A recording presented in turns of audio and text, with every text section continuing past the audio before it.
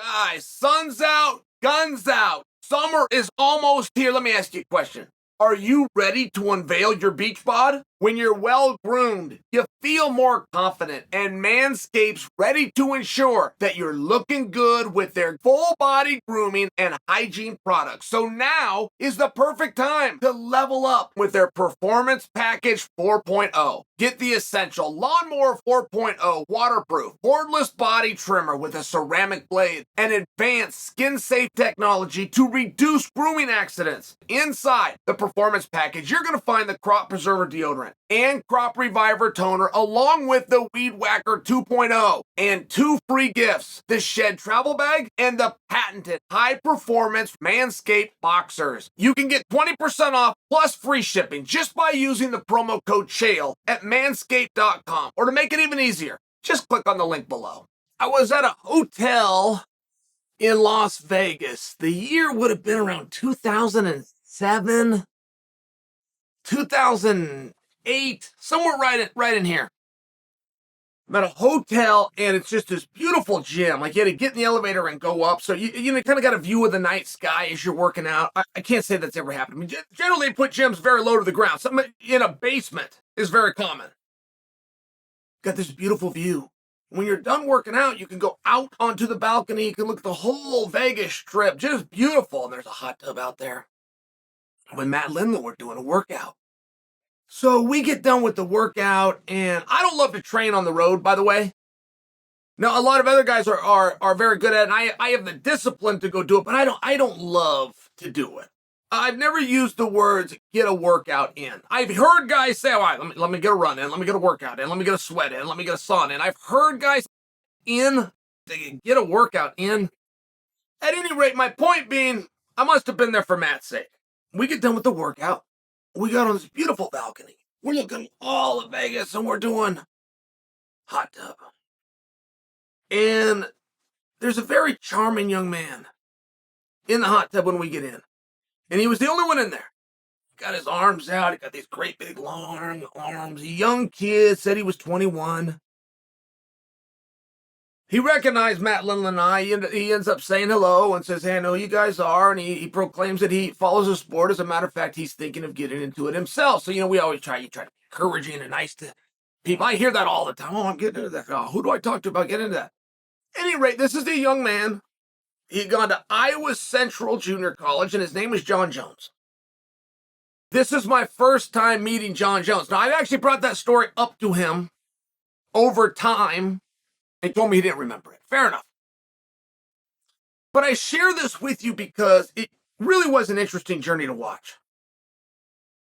I mean, Matt and I, just for example, for that day, we went and did a full workout. It took about an hour and 15 minutes, and we got into the hot tub as a reward to ourselves. Out on the balcony, beautiful view, the hot tub, the jets are coming. It's almost like a massage. We did it as a reward to ourselves because we felt that we earned it from the hard work. This young man that told us he wanted to be in the UFC did not do the workout and then get in the hot tub. He came to the gym and he just got into the hot tub. There was no workout before. There was no lift. There was no sauna. There was no on the treadmill. I just share it with you because he had big dreams, and it turned out he was already a national champion. And it turned out he was already affiliated with the right guys. I'm talking about Greg Jackson's gym out of New Mexico. And he was already popping in 3 and 4 days a week, and he had these big aspirations. And he's one of the few people I've met who was 21, who had ran into me at that point in time, told me that they followed the sport, and did not ask me for an autograph. I don't mean that to sound like a jerk. I mean it the opposite. This was the kind of belief that he had in himself, even though he wasn't there yet, and even though he was trying and aspiring to be. Okay, hold the thought. I just want to illustrate a point with you that I go back that far with Jon Jones. And even if he was watching my career, I was also watching his. I remember that long reach. I remember him when he got in the hot tub. I remember him talking about who he's training with, what he's going to do, what his history was. He was very light. You had to pull it out of him a little bit. Next thing you know, wasn't that much longer, I see him, he's fighting on TV. And it was only his second or third fight. He's in there with Stephan Bonnar. Goes on, rest his soul, but he goes and becomes, Stephan Bonnar becomes a main eventer, Hall of Famer. Big win. So hold all those thoughts till this morning. I'm reading a headline. It's by Jon's former top opponent, in my opinion, Daniel Cormier. And Daniel says that Jon is running out of challenges. And I don't know that I would disagree with Daniel in the least about the statement Jon is running out of challenges. I would disagree with the premise, which implies Jon somehow needs a challenge. Or that without a challenge, we're not going to have Jon, or a motivation, or a training factor, or get him to show up, or get him into the octagon. I mean, this is very much what it implies. And that was true once upon a time. By example, the first time I met him, when he was 21 and in a hot tub and staring at me and Matt saying that he'd won the junior college and want to go down this road. I mean, in all fairness, Jon Jones not fighting for challenges anymore. He's not even fighting for championships anymore. He's fighting for money. You could take the main event out of it. You could take the people out of the ring. You could take the posters out of it. You could take anything out of it you want. You could take the titles away. You could take anything out of it you want. If you take the money out, he's not showing up. That's the one reason he's fighting. And that's very different. And you know what? It's not uncommon. It's not uncommon that somebody at 21 years old, by the time they turn 35, they've had a whole bunch of success, that somewhere they lost their way, or their ways changed, their goals changed, their reasons changed, their motivation changes. I don't question this. Like, this isn't a diatribe where I'm attempting to put Jon down, but it is a diatribe where I'm attempting to understand Jon. And the only element that you could remove, thus removing Jon, is the money.